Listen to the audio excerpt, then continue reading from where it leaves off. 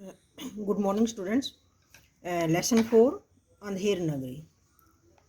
इसमें देखिए, प्रस्तुत पाठ में लेखक श्री भारतेंदु हरिश्चंद्र जी ने समाज में फैली अव्यवस्थाओं को ध्यान में रखकर वह प्राचीन समय में एक राजा के राज्य में हुई घटना को अत्यंत रोचक ढंग से दर्शाया है, जिसके अंत में राजा मूर्ख साबित होता है और वह अपने प्राणों का त्याग अपनी मूर्खतावश करता है।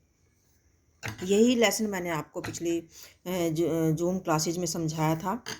तो कि कैसे एक नगर में एक मूर्ख राजा होता है और वो अपने राज्य में सभी वस्तुओं के जो दाम हैं टके से रखता है ना, और लास्ट में वो अपने ही मूर्खता के कारण फांसी पर चढ़ जाता है, अर्थात अपनी जीवन लीला ख़त्म कर लेता है। तो इसी के बारे में मैंने आपको बताया था। सब बच्चों को आशा करती हूँ अच्छे से समझ में आया होगा। आज हम इसी का क्वेश्चन आंसर और अभ्यास करेंगे। तो इसका अभ्यास देखिए, वर्ड मीनिंग मोस्टली कर लिए होंगे सब बच्चों ने। तो इसमें से आप ये देखिए, सबसे पहले हम MCQ करते हैं। नाटक कितने दृश्यों में दर्शाया गया है? तो इसका आंसर है, देखिए 3, 1, 2। तो इसका 3 दृश्यों में। अंधेर नगरी में सभी वस्तुएं कितने टके सेर की थी? 1 टके सेर। अंधेर नगरी में कौन रहने लगा था? महंत, नारायण दास या गोवर्धन दास? गोवर्धन दास। इसके बाद ये गद्यांश है। गद्यांश को आप ध्यानपूर्वक पढ़ेंगे और उसके बाद इसे तीन क्वेश्चन दिए हुए नीचे, बहुत आसान है इनके आंसर, यहाँ से आप देख के करेंगे। फिर भी मैं बता देती हूँ आपको। फांसी का हुक्म किसको हुआ था? तो फांसी का हुक्म कोतवाल को हुआ था। दूसरा है, कोतवाल साहब सहित में कैसे थे? ये देखिए, पहले का आंसर ये लिखा है कोतवाल, दूसरे का ये है कोतवाल साहब सहित में दुबले पतले थे। फांसी किस को मारने के अपराध में दी जा रही थी? फांसी बकरी को मारने के अपराध में दी जा रही थी। तो ये इसके थे तीनों। उसके बाद हमारा भाषा ज्ञान में देखिए, कुछ उदाहरण दिए गए हैं। आपने लेसन के हिसाब से, लेसन में से इसमें यहाँ पर दिया हुआ है, दिए गए शब्दों के उदाहरण के अनुसार क्रिया विशेषण शब्दों के विशेष्य लिखने हैं। आपने विशेष्य लिखने हैं यहाँ पर। जैसे मूर्ख है तो मूर्ख के सामने राजा आएगा। कमजोर कौन था? कोतवाल। अंधेर नगरी। चतुर कौन था? महंत। पूर्व की दिशा की ओर कौन गया था? नारायण। मोटा कौन था? गोवर्धन दास। तो ये आपने लिखने इसमें। इसके बाद है, दिए गए शब्दों के दो पर्यायवाची लिखने हैं। प्रभु, ईश्वर, भगवान, है ना। कसूर का गलती या कोई कार्य गलत हो जाना, मतलब कसूर वो हो जाता है गलती करना, है ना। किसी का कोई गलत काम कर देना, उसे हम कसूर बोलते हैं। उसके बाद आनंद, खुशी या प्रसन्नता। आफत होती है मुसीबत आना, मुसीबत या आपदा, उसको हम आफत भी बोल देते हैं। अब यहाँ पर है, आपने क्या करना है, नीचे दिए गए शब्दों के साथ सही प्रत्यय जोड़कर नए शब्द बनाने हैं। जैसे महत्व जमा पूर्ण, महत्वपूर्ण। जब बल के साथ वान, ये 3 दिए हुए ना, इसी में से जोड़ने हैं आपने। जो 3 हैं ये बलवान, वान लगा दीजिए, बलवान बन जाएगा। चकित, आश्चर्य के साथ लगाइए, आश्चर्यचकित हो जाएगा। और संवाददाता हो जाएगा।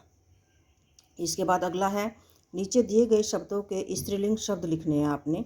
जैसे शिष्य, शिष्या। हलवाई, हलवाइन। बकरा, बकरी। बूढ़ा, बुढ़िया। बूढ़ा का बुढ़िया हो जाएगा, है ना। और राजा, रानी। देव का देवी हो जाएगा। तो ये आपका भाषा ज्ञान था। ये आपने बुक में अच्छे से करना है। फिर भी इसके बाद भी कुछ समझ में ना आए तो आप पूछ सकते हैं। महत के दोनों चेलों, ये क्वेश्चन आंसर हैं, ये मौखिक वाले क्वेश्चन आंसर हैं। ये वैसे मैं आपको पिक भेज दूँगी, आपको लिख के सारे आंसर मैं पिक भेजूँगी। उसके बाद फिर भी मैं एक वीडियो भेज रही हूँ। ये उन बच्चों के लिए है जो क्लास मोस्टली अटेंड नहीं करते हैं, ताकि वो बाद में देख के भी कर सकते हैं। जैसे महंत के दोनों चेलों के क्या नाम थे? तो महंत के दोनों चेलों के नाम नारायण दास और गोवर्धन दास थे। नारायण दास और गोवर्धन दास थे। महंत दोनों चेलों को किस दिशा में भेजता है? तो आपका आंसर होगा महंत दोनों चेलों को पूर्व और पश्चिम दिशा में भेजता है। पूर्व और पश्चिम दिशा में भेजता है। अगला है, महंत ने गोवर्धन दास को अंधेर नगरी में रहने से क्यों रोका? महंत ने गोवर्धन दास को अंधेर नगरी में रहने से इसलिए रोका क्योंकि महंत जानते थे कि यहाँ का राजा मूर्ख है और एक दिन गोवर्धन दास किसी बड़ी मुसीबत में फंस सकता है। उसके बाद अब प्रस्तुत एकांकी के लेखक का क्या नाम है? प्रस्तुत एकांकी के लेखक का नाम भारतेंदु हरिश्चंद्र जी है। ये आपके मौखिक क्वेश्चन थे। आपका जो हेडिंग होगा वो होगा पाठ 4 लघु प्रश्न उत्तर। तो लघु में आप मतलब मौखिक और लिखित मत लिखिए, आप लिखेंगे पाठ 4 लघु प्रश्न उत्तर। और उसमें आपके 1 2 3 4 क्वेश्चन ये हो गए और 3 ये MCQ वाले, इसका भी आप क्वेश्चन आंसर बना के लिखेंगे कॉपी में। 4 और 3 7, 1 2 3 और 4 ये वाले, ये भी सारे ये आप इकट्ठे लिखेंगे सारे। 11 हो जाएंगे आपके लघु मिला के। 4 लघु, 4 ये है ना, 8 और 3 11। तो 11 क्वेश्चन आंसर आप लिखेंगे कॉपी में, लिख के मुझे इसकी फ़ोटो भेजेंगे कल तक। इसकी आप पिक भेजनी है आपने। तो अब मैं आपको ये बता रही हूँ, क्वेश्चन है लघु उत्तरीय प्रश्न में। देखिए शॉर्ट क्वेश्चन आंसर में, अंधेर नगरी का राजा कैसा था?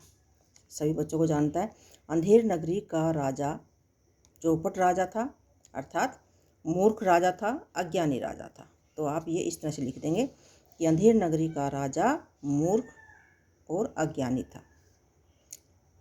कोमा डाल के लिखते जाएंगे। इस नगरी को अंधेर नगरी क्यों कहा गया? इस नगरी को अंधेर नगरी इसलिए कहा गया क्योंकि यहाँ का राजा मूर्ख और अज्ञानी था। तो महंत ने ऐसी क्या बात महाराज से कही कि सभी फांसी पर चढ़ने को कहने लगे? इसका आंसर आप ध्यान से देखिए। महंत ने कहा कि इस समय ऐसी शुभ घड़ी है कि जो मरेगा वो सीधा स्वर्ग जाएगा।